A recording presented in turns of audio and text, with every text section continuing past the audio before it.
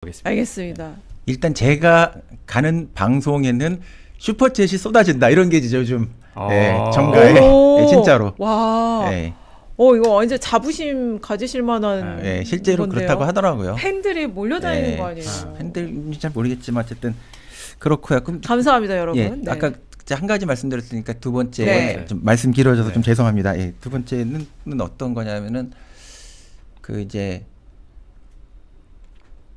그 예전에는 그 진리라고 우리가 철학은 진리를 탐구하거든요. 그래서 진리를 탐구한다는 게 예전에는 근데 이전에는 이제 진리라는 게 어디 그냥 바깥에 있어가지고 진리를 찾고 진리를 뭐 인식하고 이렇게 생각을 했는데 인식론이죠. 인식론. 예. 한마디 방법 소설이죠. 거들었어요, 방법 소설. 그렇죠. 데카르트 방법 소설. 예. 요즘은 진리를 어떻게 인식할 지금. 까? 데카르트의. 요즘은 진리라는 게 니체 이후에는 그 신이 죽었다는 게 진리가 죽었다는 건데 그래서 진리가 어디 바깥에 있는 게 이제 아니라고 생각을 이제 할 뿐만 아니라 대체적으로 진리 탐구라는 건 현대 철학의 주제가 되지 않아요. 이제는 그게 없다고 생각하기 때문에. 근데 특이하게도 이제 유럽의 철학자 중에서 알랭 바디우라는 분이 계신데 네. 그분 진리라고 하는 것이 신이 죽은 다음에 이 세상에도 있다고 그게 보면서 그 진리를 탐구하는데 어떻게 탐구하냐면 외부의 진리가 아니라 진리를 어떤 사건을 통해서 경험한다고 봐요. 예, 그래서 그게 어떤 개인이 철학에서는 걸 주체라고 하는데 네. 주체가 그 진리에 참여하는 어떤 경험을 통해서 진리를 느끼는 거야. 그리고 진리를 만들어 나가는 거야. 이렇게 이제 이 진리를 인식하는 그런 개념들이 있거든요. 근데 이런 관점에서 보면 이제 그렇게 얘기를 하시면서 이분은 그 진리가 가지고 있는 특성이라는 게 보편성을 향해서 나가는 과정이라고 봐요. 그러니까 좁은 특수 네. 특권에서 진리라고 하는 게 모든 사람에게 적용되는 게 진리일 거 아니에요. 네. 예, 그런데 그런 게 어떤 사건을 통해서 우리가 이제 경험이 된다. 그래서 그 어떤 특수한 것, 그 다음에 특권적인 것, 좁은 것에서 더 많은 사람들이 경험할 수 있는 그런 그 평등의 확장이라든가 네. 그 보편적인 것으로 네. 나아가는 그런 것 자체를 진리의 경험이라고 보는데 이제 그런 관점에서 보면 이 뉴 이재명이라는 현상이 이렇게도 저는 이제 볼 수 있다고 봐요. 그 뉴 이재명이 지향하고 극복하는 것 중에 하나가 전통적으로는 보게 되면 우리가 그 정치 진영에서 보수 진영이 있고 민주 진영이 있어요. 근데 이제 이재명 대통령은 민주당에서 나온 사람이니까 민주 진영에서 이렇게 온 사람이잖아요. 그 나온 하나의 그 계보 속에 있는 분이잖아요. 근데 이 진영에 있는 사람들은 늘 어떻게 생각하냐면 서로 그 마찬가지였는데 상대방을 적대화하고 이제 악마화해 상대 진영을.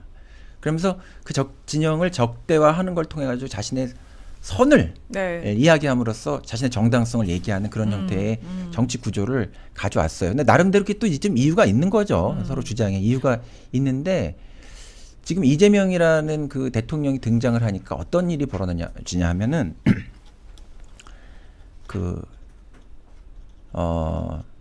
기존의 민주 진영이라고 얘기를 했지만 그 이 보수 수구 진영하고 이렇게 적대적인 관계 속에 있을 때는 우리가 어떤 선한 것 같았는데 이재명이라고 하는 새로운 어떤 리트머스 시험지 같은 게 딱 등장하니까 우리 진영 안에 있었던 그런 어떤 정치도 이거 올바른 정치를 그동안 해온 게 맞아?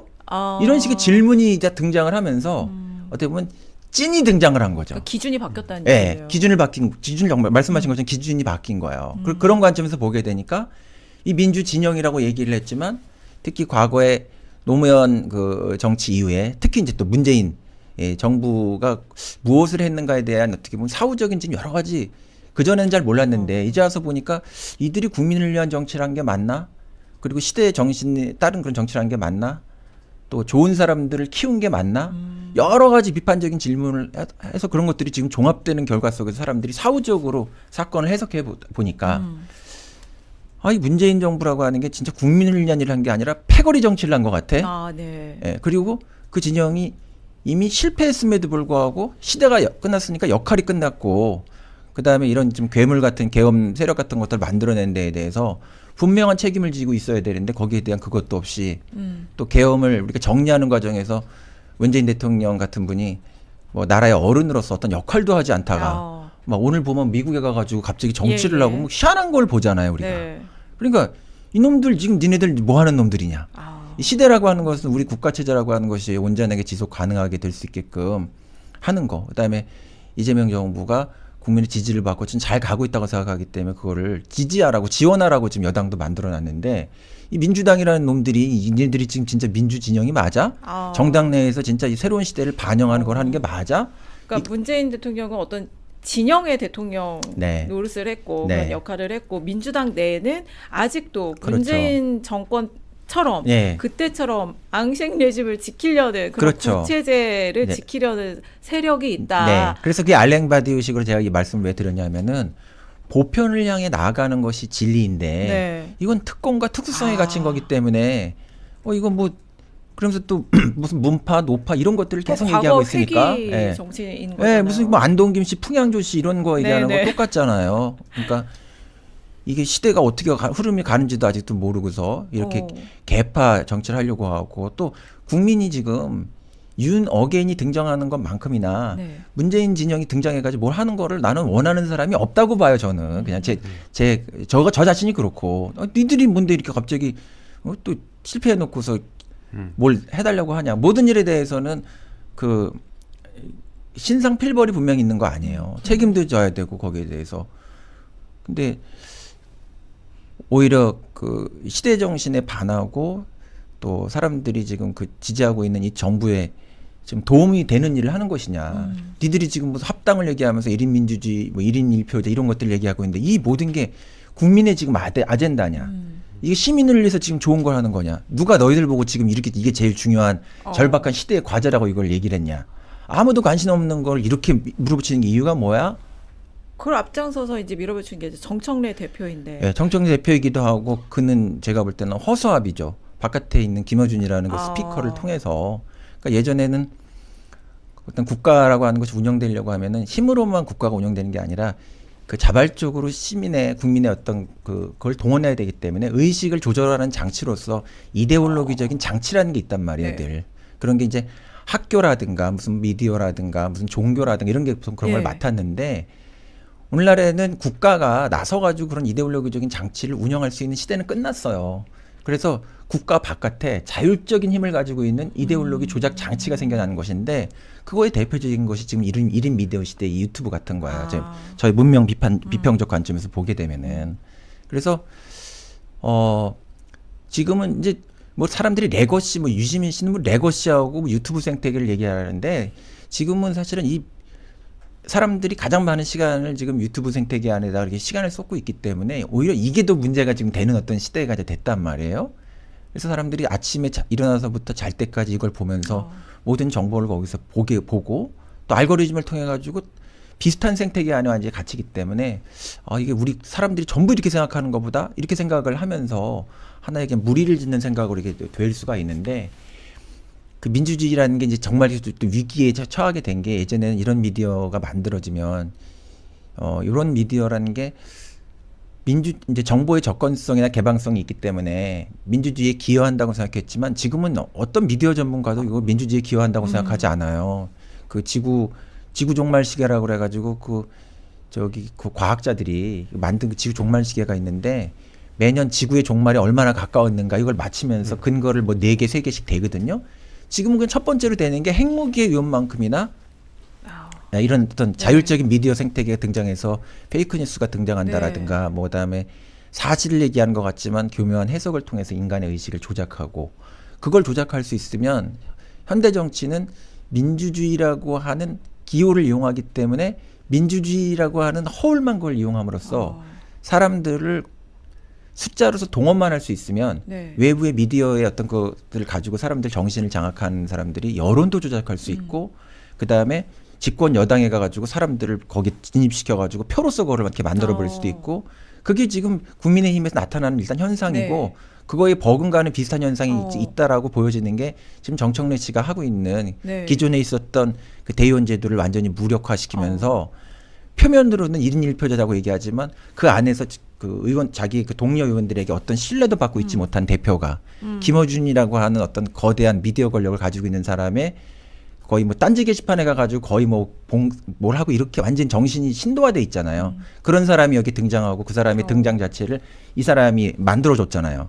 그런 상황 속에서 이 사람이 국민의 아젠다, 시민의 아젠다를 대표하는 것도 아니고 집권 여당이지만 정부의 아젠다를 대표하지 않는 방식으로 외부에 있는 어떤 그런 세력. 근데 이 사람은 또 기존에 실패한 정권인 문재인 정권의 대형 스피커야. 문재인 씨 지금 저 평산 책방을 김어준 TV에서 만들어주잖아요. 그것만큼이나 적나라한 것이 어디 있습니까? 이 사람이 정치 행위를 같이 완전히 하고 있는 것이지. 정당도 장악할 수 있다고 보고, 뭐 그죠? 그 다음에 이 정당의 어떤 이런 대표 같은 것들을 허수아비를 앉혀놓으면은 이런 그 지방선거에서는 자신들에게 유리한 어떤 사람들을 거기 앉혀가지고 지방에 가보면은 저도 어저께 지방에 무슨 일이 있어가지고 어떤 그 선생님을 만났는데 그죠? 황석영 선생님이라고 네네. 소설가 네. 그분하고 군산에서 만나서 식사를 네. 하고 왔는데 그분이 군산에 있으니까 그 전북의 상황에 대해서 말씀하시더라고요. 하면서 야, 이 지역이 자기가 여기 와봤더니 그분도 원래 군산 분은 아니거든요. 네. 와봤더니 뭐 저희 공천을 하고 뭐 하는 걸 보면은 그냥 완전히 도로 민주당이고 자기가 너무너무 놀랬다고 황당하다고 그러면서 도로 민주당이요. 예. 그래서 그러고 이제 여기가 워낙 형편이 없고 이렇게 그 패거리화돼 있다 보니까 조국 혁신당 같은 데서 지금 굉장히 전북을 노리잖아요. 조국 네, 여기 네. 내려와서 뭘 한다. 거기에 뭐 황현선 씨가 내려와서 뭐 그런 게 파다하다는 거예요. 근데 이 시민들이 가지고 있는 그 어떤 그 사람들의 평가와 상관없이 이런 어떤 공정권을 장악하는 사람들이 시대를 완전히 그냥 거꾸로 돌리는 그리고 기존에 있었던 그 체제를 그대로 그냥 앙샹레지만 아까 기자님이 네. 말씀하셨던 것처럼 그런 것들이 이 지방선거라든가 또 이 공천권을 둘러싸고 그것이 이제 그대로 이루어지는 걸 이제 보고 있기 때문에 근데 거기에 대해서 나타난 어떤 현상이 이 뉴 이재명이란 현상이 뭐 직접적으로 그거에 대한 반발은 아니지만 네. 그런 패권적인 어떤 그런 정치로부터 벗어나는 그런 어떤 형태가 있다고 그런 저는 이제 움직임이다. 보는 거죠. 그래서 뉴 이재명 현상에서 저는 좀 이렇게 보통 여기 그 언론에서 얘기를 하고 있지 않지만 제가 가지고 있는 분석 중에 하나는 새로 유입된 사람들을 주로 뉴 이재명이라고 생각하지만 저는 그것만 있는 게 아니라 나는 원래 그냥 어쩔 수 없기 때문에 선거를 하려면 민주당을 찍을 수밖에 없어. 그래가지고 되게 네거티브한 방식으로 찍는 거야. 시니컬하게. 그러니까 네거티브하고 또 수동적이기도 하고 그렇다고 해서 저기를 찍을 수는 반성적으로 없잖아. 했다가. 그런 식으로 찍어가지고 정치에는 막 그렇게 했던 거야. 근데 그러니까 이 되게 골다공증처럼 네. 예, 그냥 안에가 그냥 비어 있는 그런 어떤 민주당 지지자들도 많이 있었는데 이재명이라는 확실한 기호가 등장을 하니까 나는 그 민주당 안에서도 그게 이재명 대통령이라는 분이 없었으면은 민주당에 대한 지지도가 지금 저 정도 40몇 % 됐을까도 의문이에요. 이렇게 개판을 치고 있는 정청래 대표의 민주당을 보면. 그러니까 대통령은 오늘 그러니까 지난주 MBS 조사에서도 국정운영 지지율이 대통령 그 예. 국정운영 지지율이 65%였는데 이번 오늘 발표된 한국갤럽 조사에서도 65했죠. 네.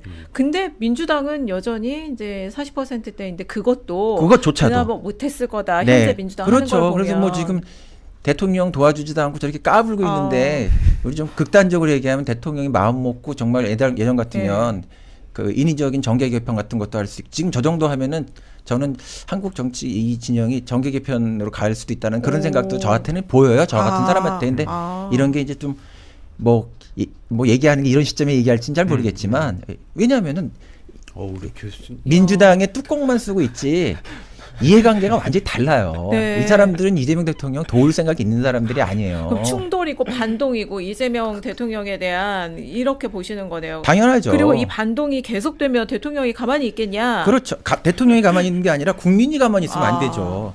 저는 이 정치 이런 유튜브 생태계 안에서는 그런 말들을 많이 하잖아요. 개파 개보 중심으로 얘기를 하니까 자꾸 뭐 친명 무슨 뭐 친문 이렇게 얘기를 하는데 사실은 이재명 대통령도 친명이라는 게 저 사람한테 있는지 모르겠어요. 저는 제가 친명이라고 이재명 대통령을 지지하고 그런 게 아니고 저 사람은 국민파구나 이렇게 보는 거거든요.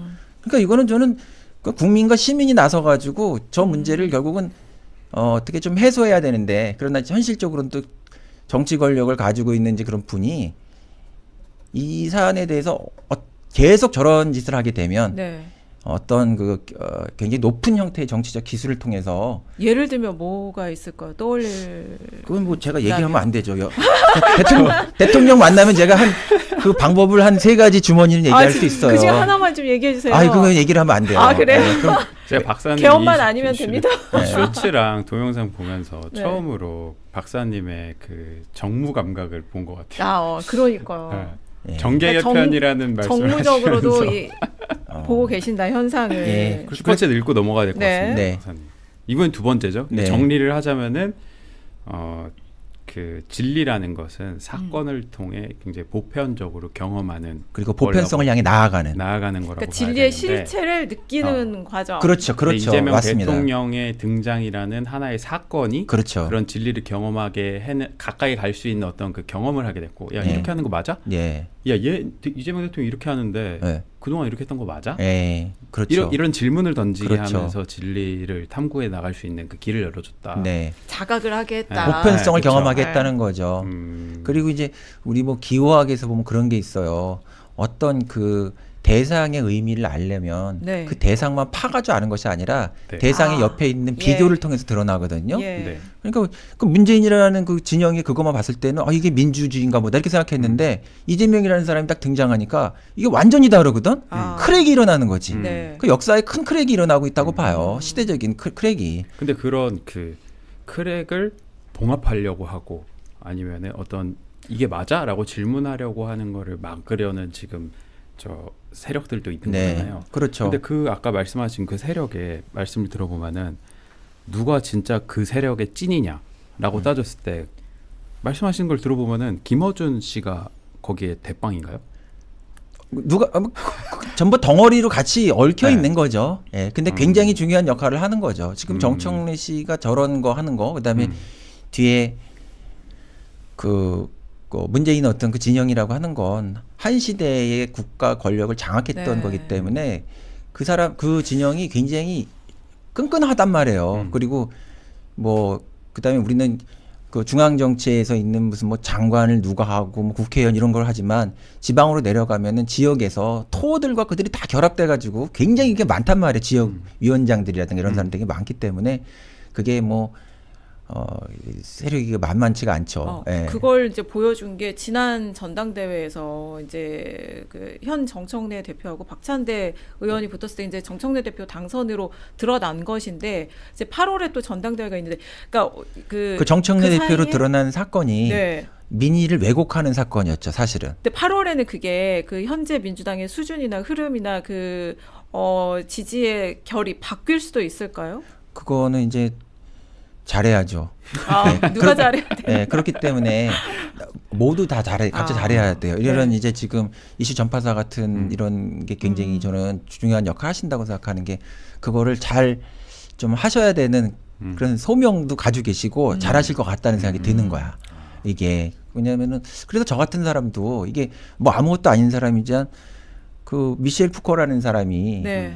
사회에 엄청난 후퇴 6.8혁명을 했는데 아는 사람 나왔습니다. 혁명이 그냥 뒤로 성공을 결국 못했어요. 그게 떠들썩하긴 했지만 사회에. 그러니까 그 사람이 이제 그 콜레지 드 프랑스라고 하는 그 국가 이제 일종의 그 교육 기관이 있는데 거기에서 교수를 하면서 했던 강의록을 이제 묶은 책이 있는데 거기에 보면 사회를 구해야 한다. 이런 형태의 그 강의록을 묶여서 책이 나온 게 있는데 저도 사회를 구해야 한다라고 하는 그런 것이 저한테 각성이 된 거예요. 이런 상태로 되면 우리가 왜냐하면 이제 그 윤 어게인도 문제지만 문 어게인이라고 하는 게 윤석열 정부하고 여러 어떤 각도로 이제와서 보니까 저는 해석을 하는 사람이기 때문에 그 뭐 어떤 기자님들처럼 정보 취재 같은 것들을 미리 이렇게 알고서 그런 건 아니에요. 그러니까 해석하는 사람들은 미네르바의 올빼미잖아요. 네. 사후적으로 이런 것들을 이제 보는데 그런 것들을 해석하는 데는 굉장히 저 같은 사람 이골이 난 사람이란 말이에요. 그 프로페셔널하게. 그래서 이렇게 조각을 보니까 야 이거 정말 윤석열만큼인데 이거 문재인도 문제있는데 이 정부의 출연의 과정에서 이 정부가 어떤 역할을 했으며 또 새로운 리더십이라고 하는 이재명 리더십이 출연하는 어떤 그런 지난한 과정 속에서 그 중요한 계기마다 어떤 정치적 살인을 여기서 정치적 살해를 하려고 여기에서 이런 것들이 진영이 이제 움직였고 심지어는 새 정부가 들어섰음에도 불구하고 대통령을 흔들어서 빠른 레임덕을 만들고 그다음에 집권 여당이라고 하고 있는데 싹 검찰 개혁을 얘기하고 있지만 검찰 개혁을 얘기할 수 없는 그런 어떤 정치 검찰이라든가 이랬던 사람들이 정청래 씨 주변에 거기 포진을 하고 또 그 법정에서 가짜 어떤 뭐라고 하죠? 그 법률적인 그 딜 같은 것들 하면서 쌍방울 뭐 이런 거라든가 네, 진술 회유하고 조작하고 그랬던 사람들을 검찰과 왜 이렇게 주변에다 거래를 싹 하고, 앉히고 네. 대통령이 등에 칼을 꽂았던 사람 싹 앉히 이거를 보고서 이거를 이런 그림을 보지 못한다? 이거는 중학교 정도 수준만 고통교육 과정만 보게 되면은 이 매핑을 해보게 되면 아니 세상에 어떻게 이렇게 정치 진영이 어떻게 이렇게 만들어질 수가 있어? 여당에서 어떻게 이렇게 할 수가 있어? 이거는 쿠데타네. 그래서 제가 그렇게 얘기를 하는 거예요. 집권 여당의 쿠데타다. 예, 그래서 그런 저는 수준이다. 예, 지난 그 대선 조기 대선 끝난 다음에 한 가을부터 네. 제가 그냥 그런 얘기를 제일 먼저 계속 했던 사람이에요. 한국 정치인 세계의 쿠데타가 진행되고 있다. 그래서 윤석열 쿠데타가 있었고 조기 대선 국면에서 그걸 무산시키려고 했던 조이대 쿠데타가 있었는데 조기 대선 이후에 집권 여당 내에서 시대를 거꾸로 돌리려고 하는 집권 여당 내부에 또 일종의 친이 쿠데타 같은 것이 정청래 쿠데타가 그런 거라고 그런 얘기를 계속 경고를 했는데 이제 그때는 사람들이 저 사람 너무 과격한 얘기하는 거 아니야? 저기 뭐 그저 우리 JTBC 거기 프로그램에 나갔을 때도 너무 선 넘는 그거 하는 거 아니세요? 이렇게 얘기를 하시는데 지금 제가 그 과정 속에서 지난 가을부터 했던 얘기 중에서 거의 틀린 얘기가 확인되지 않은 얘기 거의 없어요. 저 그때부터 김어준, 조국 이런 사람들이 어떤 사람들인가에 대한 뭐 제가 정보가 많은 사람이 아니라 해석하는 사람이기 때문에 저는 그걸 잘 보이거든요. 현상만 보는 게 아니고 구조를 보기 때문에. 근데 이제 그럼에도 네. 8월 전당대회에서 이제 만약에 정청래 대표가 다시 출마를 할 것으로 점쳐지잖아요. 그렇게 근데 또다시 정청래 대표가 당선이 되면 그때는 어떤 일이 일어날 거라고 보시는 겁니까? 어떻게 그거요? 네. 그건 당선이 안 되게 하는 게 첫 번째예요. 그런 가정을 할 필요가 없어요. 그렇지만 그런데 당선이 됐다. 그러면은 이제 어떻게 되는 겁니까? 굉장히 민주당 망하는 거죠. 지금 우리가 보세요. 지난 8개월, 9개월 그 정청래 대표가 민주당의 대표가 된 이후에 벌어지는 그 모든 일들이 계속 네. 더 세게 벌어진다고 보면 돼요. 더 세게 벌어지는 거예요. 왜냐하면 그때 대표가 되는 거는 다음 국회의원의 공천권까지 가지고 있는 거기 때문에 더 센 거거든요. 그럼 이제 뭐 사람들이 그런 얘기 많이 하잖아요. 이 사람들이 왜 이렇게 하냐. 이건 의원 내각제 같은 거 해가지고 이 국회 같은 것들 완전히 자기 패거리로 장악을 하면 평생 그 일본 그 자민당이 이렇게 하는 것처럼 이렇게 하려고 이런 거 하는 거 아니냐. 이런 식의 이제 얘기를 하는 사람들도 그 댓글들이 그런 게 되게 많아요. 이제는 사람들도 그 의식이 깨가지고 그렇게 바보 같지 않아요. 지금 이 정청래 씨나 김어준 씨 같은 사람들이 지금 하고 있는 그런 유시민 씨가 무슨 민주주의 현자처럼 얘기하고 있는데 그 시대적인 착각을 하면서 하는 얘기들이 자기들이 굉장히 높은 수준에서 얘기하는 것 같은데 국민들의 손바닥 위에 있는 얘기들 그자들이 하고 있는 거야 지금. 다 그거 무슨 뭔지 다 알거든 이제는. 이제는 이게 보면 말이죠. 예전에는 그 김어준 채널 같은 거 이런 것들이 위세를 떨칠 수 있었던 게 고급한 정보를 가지고 있는 사람들을 거기서 불러들일 수가 있잖아요. 네. 그러나 이제는 이런 뭐 이슈 전파사도 있고 뭐도 있고 해가지고 또 개별적인 작은 채널 같은 것도 만들어지면서 그런 정보라고 하는 게 특별하게 거기에서만 얻을 수 있는 게 아니기 때문에 시민들이라고 하는 게 그냥 군중만 있는 게 아니라 저같이 공부하고 고등교육 받은 사람들도 많기 때문에 그 조각을 맞히는 눈이 아주 매눈을 가지고 있는 시민이 너무 많은 건데 시민을 너무너무 우습게 여기는 거예요. 지금 이자들이 하는 게. 네. 이런 비평 같은 것들이 너무 신기한 게 저는 그냥 가장 밑바닥에서 조각을 캐는 사람들이잖아요. 저희는. 그렇지. 조각을 모으는. 그렇죠. 조각을 그냥 하나하나씩 그냥 캐서 모으는 네. 사람들인데 이걸 이제 전체적인 관점에서 조명하시는 분들이 이제 비평을 하시는데 이렇게 비평을 하시더라도 그러니까 밑에서 이제 곡괭이질 하는 사람 입장에서도 비평가를 바라보잖아요. 네. 근데 이분들이 같은 우리가 이렇게 조각을 모아다가 놨는데 어떤 분들은 완전 딴소리 하는 경우도 있단 말이죠. 또 어떤 분들은 되게 정확하게 말씀하시는 분도 있고 그러려면 어떤 흐름을 본인만의 기준 뭐 이런 것들이 있어야 될 것 같다는 생각이 들더라고요. 그래서 그게 되게 궁금했어요. 어떤 박사님한테. 현상을 그러니까 같은 볼 때. 사안을 두고 구시대의 현자라는 뭐 유시민 씨 같은 경우에는 물론 그게 일부 아니면 혹은 다수에게 더 많은 감동을 줄 수도 있겠지만 저는 아니거든요. 그런 거에 대해서. 그래서 이걸 어떻게 기준을 잡으시나? 저는 거기 명백한 기준이 있어요. 댓글을 보시나요? 아니면 뭐 이거 너무 조각 같은 얘기인가? 어떤 시대, 그러니까 정확하게 질문이 뭐 시대의 흐름에 대한 네, 말씀. 네, 네, 네. 어떤 현상이나 흐름을 판단을 하실 그거는 때 비평을 할 때 해석- 댓글 같은 걸 기준. 보는 게 아니고 네. 저는 진리를 따르는 사람이에요. 음, 그러니까 저는 진영을 선택하는 사람이 아니에요. 음. 저는 제 채널에서도 제가 애국자가 아니라는 얘기를 했거든요. 문학을 하는 사람은 네. 국가도 네. 그 이 작가가 가지고 있는 하나의 보편적 진리에 대한 그런 관점에서 어긋나는 어떤 국가 이데올로기가 있잖아요. 그러니까 사르트르 같은 사람은 옛날에 장관하면서도 막 드골 정부에 대해서 막 반대하고 막 이랬단 말이에요. 그러니까 그런 입장을 가지고 있는 거죠. 저한테 제일 중요한 기준은 이게 문학과 철학하는 사람들, 특히 문학을 하는 사람, 철학보다 문학이 더 레디컬하거든요. 이 사람들이 가지고 있는 제일 중요한 기준은 이것이 보편적인가. 모두에게 이게 모두를 위한 것인가. 역사는 모두를 향해서 가는 과정이거든요. 근데 유시민 씨라고 하는 사람이 제가 굉장히 사기꾼 같다고 얘기를 하는 게 그 사람이 지금 하고 있는 모든 언술은 모두를 위한 보편성의 정치가 아니에요. 패거리를 위한 누구에게 저런 얘기를 한가? 저런 얘기가 누구에게 도움이 되는 것이지? 그럼 패거리를 위해서는 도움이 된다라고 설명하면 딱 설명이 되지만 국민에게 지금 도움이 되는가? 그걸 생각하면 거기에 대해서는 의문부가 상당히 많은 얘기를 하기 때문에 저는 그냥 제 관점은 거기에 대해서 명확하게 아주 신랄하게 얘기를 하는 거예요. 저도 깨닫는 바가 있었습니다. 이재명 네. 정부에 대해서도 그런 거죠. 저 시간 좀 가지만 세 번째 그 네. 그 네. 말씀 짧게만 이거 말씀드릴게요. 슈퍼챗만 예. 읽고 아, 예, 그렇죠.